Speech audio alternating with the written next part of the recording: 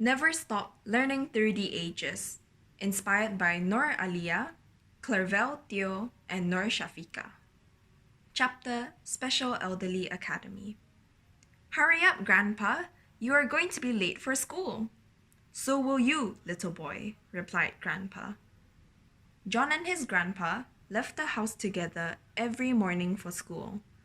John headed to his primary school, while Grandpa attended the Special Elderly Academy.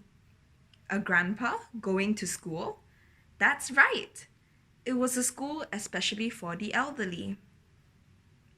Grandpa learned a lot at school. During information and technology, IT, classes, he learned how to use smartphones and tablets. These IT lessons helped the elderly stay updated with the latest developments in technology and the way people today communicated with one another. The other day, Grandpa was very pleased when he took a selfie with John for the first time. Grandpa was getting cooler by the day, John thought to himself. The school also paid special attention to the well-being of the elderly. In their golden age, the elderly may not be as nimble and healthy as youngsters such as John. So, physical education classes were incorporated into the timetable for them to get a good dose of simple exercises every day to keep them healthy. There was also a special canteen that only sells traditional food from Grandpa's time. The television at the canteen screened black and white movies by the late movie director P. Ramlee. For the elderly, memories from their youth invoked a happy sense of nostalgia. Chapter The Golden Age of Learning. Teacher Madam Aliyah regularly brought the elderly students to a park near the school. In bustling Singapore, it was a place reserved for the elderly. Not only were its gardens tranquil and beautiful, there were facilities inside the park that allowed the elderly to play sports. Even wheelchair-bound elderly could participate as they were moved to a special hover wheelchair when playing games. Every 5 minutes, bubbles wafted from a machine like a dancing bubble fountain. The elderly loved watching the pretty bubbles glisten and float with the breeze. The last lesson of the day was Grandpa's favorite, music lesson. Famous celebrities from the good old days teach the elderly folk how to play instruments such as the harmonica and angklung. Grandpa planned to perform for John and the family after he has perfected it. On some occasions, Grandpa would dress up in a nice suit to perform at the town park. Sometimes, his classmates would join him and the senior citizen band would perform a medley for the young and old to enjoy. The Mighty Car, inspired by Tan Wan Ting. Ours will be especially useful, you see. They are very functional and gasoline-free. There's an electronic tablet, once installed, works like a mini superstore. Our robot drivers make knowledgeable teachers. School will come to the sleepy latecomers. Smartphones can't compare to this brilliant car. It is voice-controlled and it travels far. Don't worry when you are feeling down. It knows how to erase your frown. Forget your parking woes because it is foldable. With a zip-zap, it becomes portable. The mighty car will be affordable for everyone. Even children can drive it and have fun. Rowy and her robot friend. Inspired by Noor Zuro Afifa, Vernice Chan, and Rowena Oh. Chapter An Unexpected Guest. Rowy, wake up! Ah! Who are you? Rowy opened her eyes in shock as the little robot zipped in front of her eyes. She turned to look at the clock and realized it was only 4 a.m. School was not until another 3 hours. She wanted so badly to return to her slumber. She had been dreaming of food, as she had only 1 meal a day due to serious food shortage on planet Earth. Why did this little robot wake Rowy up just when she was munching on a chicken wing in her dream? The mini robot had wheels for legs, and long metallic arms that shook Rowy's shoulders. It rolled over onto Rowy's tummy so that she could sit up and look at it. It introduced itself as A2F4 and explained that it was created by the famous inventor Afifa. Rowy's world was facing the danger of pollution, deforestation, and a chronic shortage of food and water. Afifa had chosen Rowy to be the heroine to save the world, and A2F4 was assigned to be her assistant. "This is crazy," groaned Rowy. "I am just a little girl. I can't save the world. I can't even stop my hunger pangs." "Sure you can, with this." A robot arm appeared from A2F4's head, and she was handed a futuristic-looking pen. Chapter: The Pen is Mightier Than the Sword. Rowy was the best in class for drawing, and she happily reached for the new pen. A2F4 informed her that it was a super pen that could read her thoughts.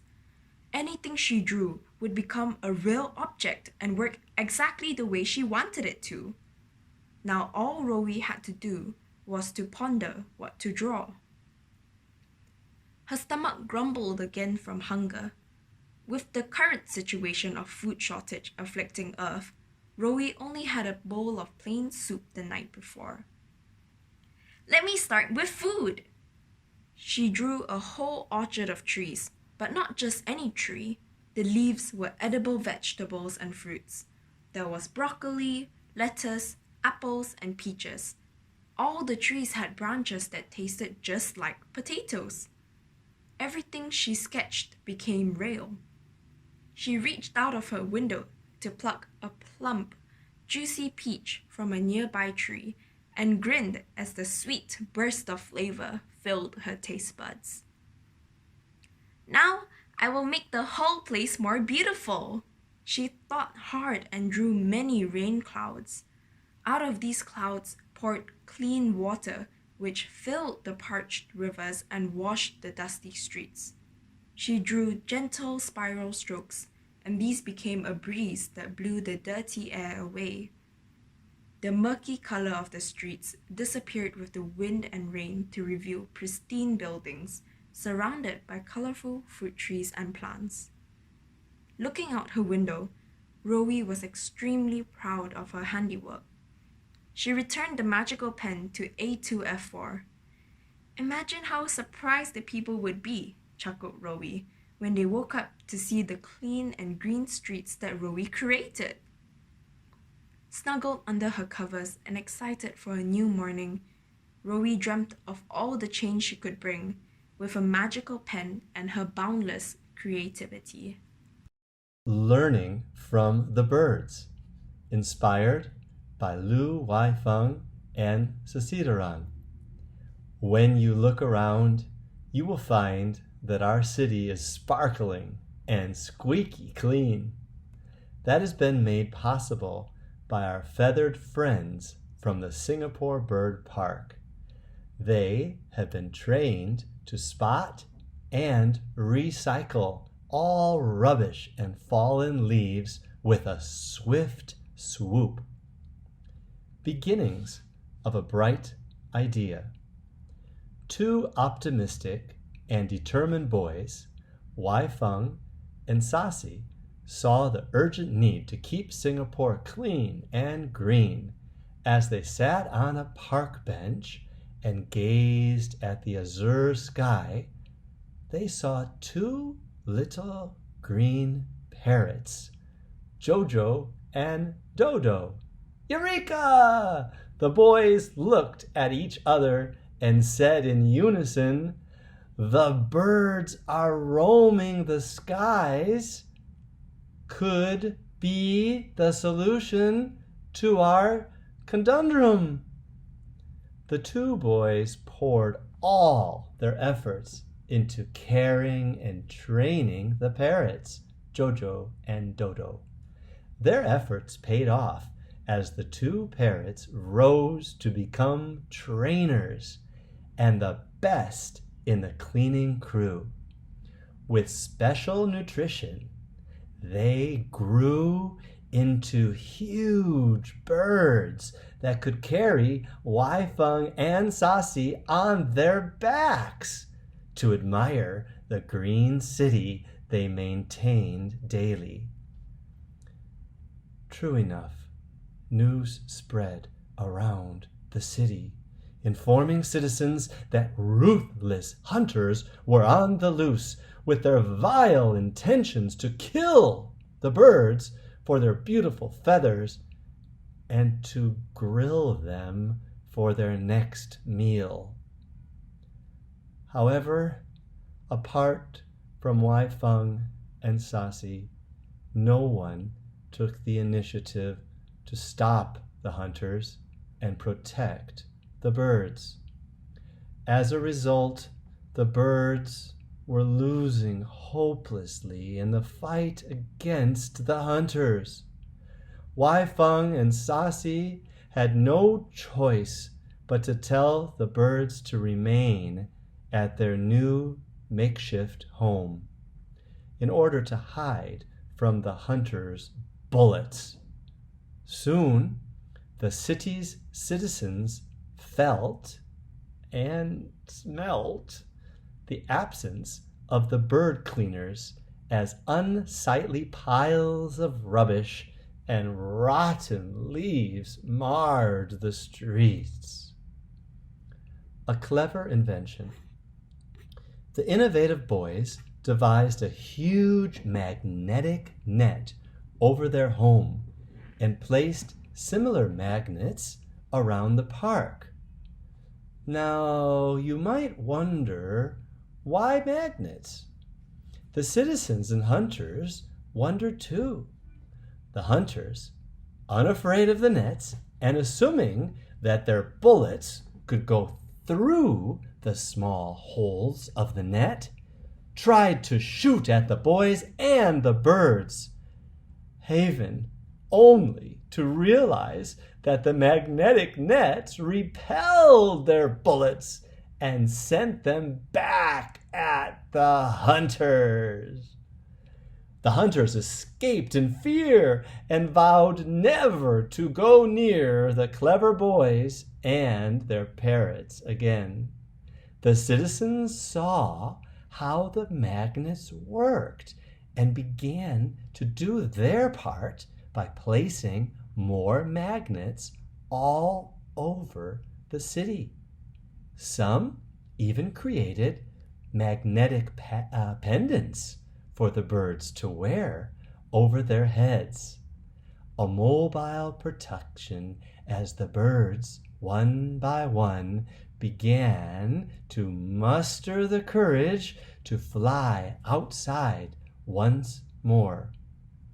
The city's citizens looked to the sky and at the parks around them, and cheers erupted as the cleaning heroes sprung back into action and transformed the dirty city into a clean one. Y-Feng and Sassy flew across the city's skyline on Jojo and Dodo and gave each other a high five for a job well done. Mother Nature Fairy lends a helping hand, inspired by Shakir Zufari, Noor Ain Madia, Noreen Nadira.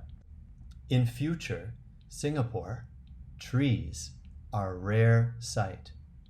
This is because humans have been deforesting forests for land to develop housing, for dumping waste, and using the trees for paper, which they use and discard thoughtlessly.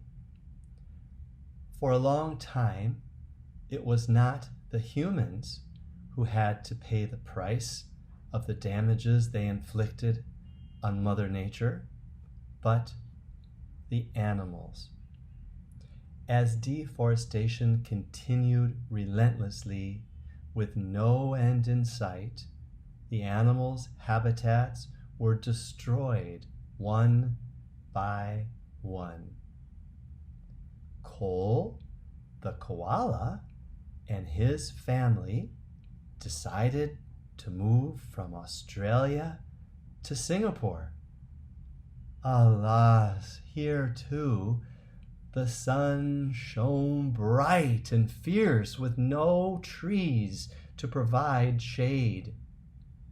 One day, from sheer heat, Cole's makeshift home in McRitchie Reservoir Park burst into flames, leaving the family of koalas devastated and sobbing helplessly beside the parched reservoir. All of a sudden, a spot of water within the reservoir began bubbling vigorously. A beautiful fairy appeared, floating above the water. "I am Mother Nature," she said. "I have heard your cries, and I am here to help you."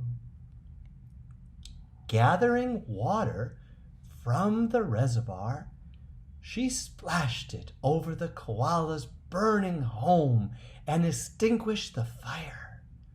The koalas cheered with joy. However, everything was already in cinders. "The house has been burnt down," a small koala sobbed. "Oh dear," exclaimed Mother Nature Fairy. She was very troubled. Where could she find the koalas another home? Cole, the wisest of his family, had an idea. "If only we had eucalyptus seeds," he said, "we could plant them and grow trees." Mother Nature Fairy was very impressed with his innovative solution. "I like to help those who help themselves," she smiled kindly and agreed to help them. With a flick of her wand, seeds of every kind were scattered all around. She watered them by summoning a light drizzle, and the seeds quickly grew into a lush and blooming forest of trees. The koalas were overjoyed to see their leafy new home nestled in foliage. It was also close to adequate food and water for the koala family. They thanked Mother Nature Fairy and hoped that the humans would not destroy their homes again. The Orange Earth, inspired by Noor Maria, C.H.A.N.G.E, and C.H.A.N.G.E. Search for the Green Planet. Captain Safety sat in his space chair and peered impatiently out of the window of his spaceship every few seconds. He was very excited about his journey to Earth. Safety was a space robot, and his mission was to keep Earth and its people safe. He visited Earth every space year, which is equivalent to 10 years on Earth, to check on Earth and ensure everyone's safety. Planet Earth was one of Captain Safety's favorite places. He enjoyed strolling in its lush gardens to see exotic flowers. He loved admiring the lush forests of green trees. There was no greenery anywhere in space, and Captain Safety remembered how fascinated he was when he first saw shades of greenery as well as vibrant blue oceans on Earth. Green instantly became his favorite color. But the trip was taking a bit too long this time, Captain Safety thought. Just then, the pilot informed Captain Safety that he could not find their destination. Captain Safety was very surprised. "That's impossible." "Look for a pretty blue and green planet," said Captain Safety. The blue is made up of its vast oceans, and the greens are its forests. Perplexed, the pilot continued to search the interstellar horizons for some sighting of Earth. There it is, Captain Safety exclaimed when he located the coordinates for planet Earth. But, Captain, the pilot questioned, are you sure? This planet has blue and green, but it is mostly rust-colored. Captain Safety took a closer look and realized that the pilot was right. Deeply puzzled, Captain Safety decided to land on this planet to investigate this mysterious phenomenon. Water is the solution. Both of them alighted from the spaceship and found themselves surrounded by droopy flowers and wilted grass. Captain Safety's favorite green had been overtaken by the harsh orange color of the withered plants. Captain Safety was very worried. He was supposed to protect Earth. How did Earth lose its beauty so rapidly and become so sick? He crumpled to the ground and sobbed beside a shriveled up plant. Captain, look, the pilot said. Captain Safety looked up and realized the flower had sprouted 2 tiny green leaves. Water! Captain Safety knew that if he could water the plants, he could restore the greenery on Earth. He searched high and low, but could not find water. Just then, Captain Safety remembered that Neptune had lots of water. He sped over to Neptune and sucked up as much water as he could. Captain Safety returned to Earth and sprayed the water everywhere, while his pilot helped to detoxify the polluted waters. Relieved cheers and hurrahs were heard as the people of Earth thanked Captain Safety for saving their home. Please keep Earth clean, Captain Safety commanded them as he returned to his spaceship. We will, the people of Earth promised. Comforted with the knowledge that Earth was safe and green once more, Captain Safety waved goodbye with a big bright smile on his face. Popee the penguin finds a new home. Inspired by Noor Amira Quraisha and Noor Shafiqa. Chapter Journey to the South. A little penguin, Popee, waddled through the streets and gazed upon deserted igloos with a sigh. He used to play snowball fights with his brother and fished with Papa Penguin on the frozen lakes. These days, however, he was all by himself. His family passed away from being entrapped in rubbish that humans carelessly threw into the ocean.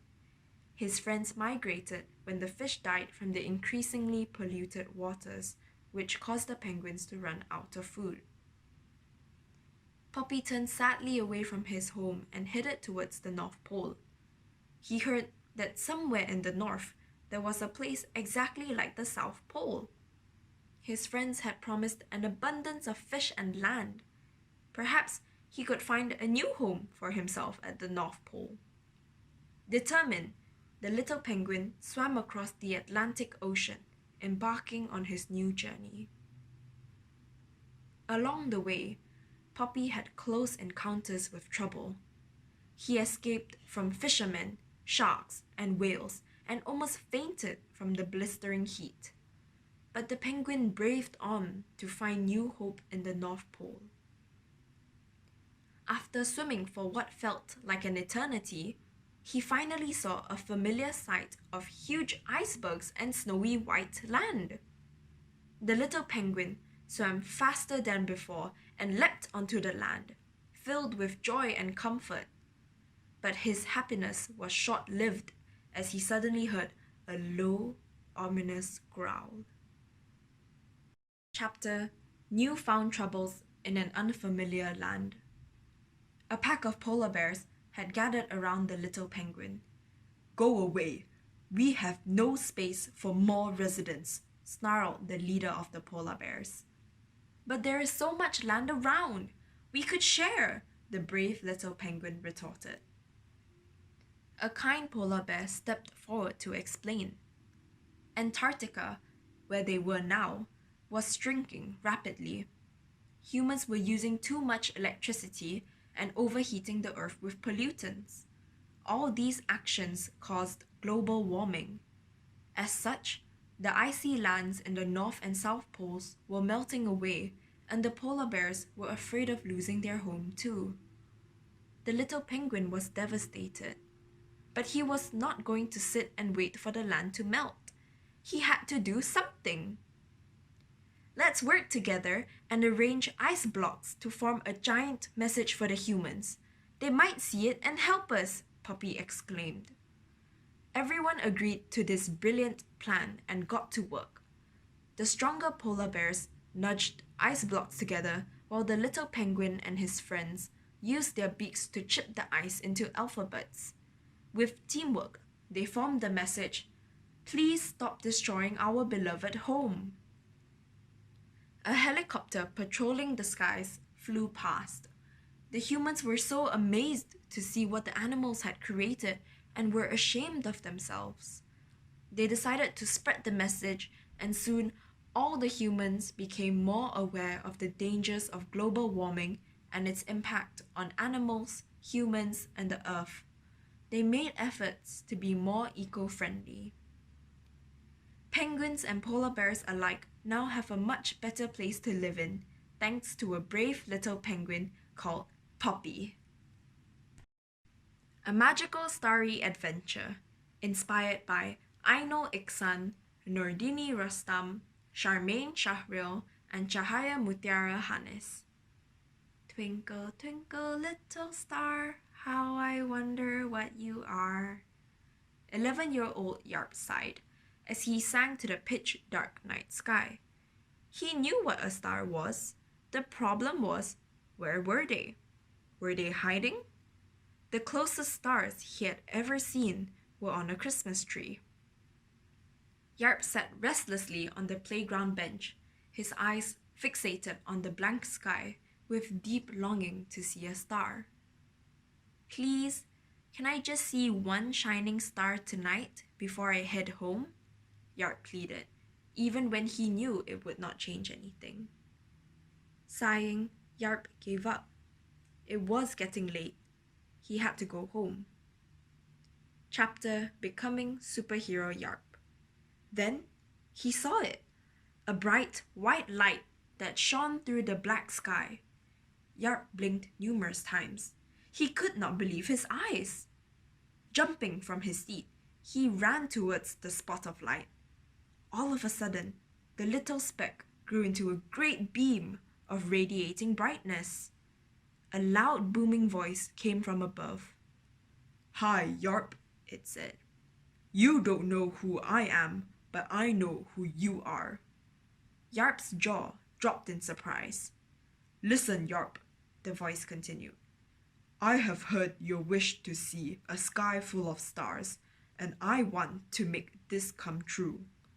But I can only do this if you help me. Are you willing to take on this mission?" Yarp was stunned. What do I have to do?" The voice said, "It is simple. You need to clear the sky of air pollution that is blocking the stars. Do you know that because of air pollution, we cannot see the glimmering stars? You would even get your own special outfit. Star fairies, come on over." Minuscule glowing balls of light floated towards Yarp. Squinting his eyes, he realized that they were tiny little star fairies. Together, they transformed Yarp, donning him with a flowing red cape, shiny blue metal shoes, and 9 strands of golden hair affixed in his hair for a finishing touch. "All done," the star fairy squeaked. "Now, what should we call you?" "Ah, how about Superhero Yarp?" the voice said. Yarp's heart skipped a beat. "Me? A superhero?" "Yes, my boy, and meet Silver Ray. He will be your partner to fight this battle," the voice boomed. Yarp turned around to see a shiny silver robot. Silver Ray had a long curly tube for a nose, like an elephant's trunk. Yarp waved to this peculiar thing that was to be his companion, and Silver Ray reciprocated. "Okay, boys, now that you are both acquainted, take note, Superhero Yarp, that the 9 strands of hair on your head are external storage memory space for Silver Ray." "That's so awesome!" Yarp cheered. "Yes, it is. However, be warned, that if Silver Ray runs out of memory storage space for the pollution, he will disappear. These 9 strands should be sufficient to rid the air pollution from the sky. Chapter Unveiling a Beautiful Night Sky. Yarp drew a deep breath, uncomfortably aware of the gravity of the task he was undertaking, and joined hands with Silver Ray. With a light flutter of his cape, they ascended towards the sky. "Let's do this, Silver Ray," Yarp said to his mechanical friend. Taking Silver Ray's tube, Yarp waved it through the air. Millions of dust particles were sucked into the tube as the sky slowly cleared and the stars shyly emerged. Once in a while, Yarp would pluck a strand of hair and plug it into Silver Ray as his memory space became increasingly full. Yarp repeated this step 8 times. As he plugged in the final strand, Yarp took a moment to appreciate the beautiful night sky. It was full of twinkling little stars. The view was beyond anything Yarp could ever have imagined. He was mesmerized by the picturesque night sky when Silver Ray suddenly sputtered. "Superhero Yarp, I think my memory space is full." Everything after was a blur. Silver Ray had turned from silver to blue and was free falling back to Earth at supersonic speed. With a quick flip of his cape, Yarp surged forward to save his newfound friend. Fortunately, the Star Fairies saw the 2 heroes and brought Silver Ray to safety by connecting him to their external waste storage space. When the transfer was complete, both Superhero Yarp and Silver Ray heaved a giant sigh of relief. Just then, Yarp heard loud cheers from behind him. He turned and saw that a large crowd had gathered upon seeing the clear night sky adorned with bright, shining stars. "Superhero! Superhero!" they chanted as many ran up to hug and thank Yarp. "Well done, young one." Yarp heard the voice again. It dawned upon him that the voice was actually in his head. With a start, Yarp looked around and realized that Silver Ray and the Star Fairies were gone too. It was a mere dream, but now Yarp knew exactly what he had to do to see the stars he longed to see.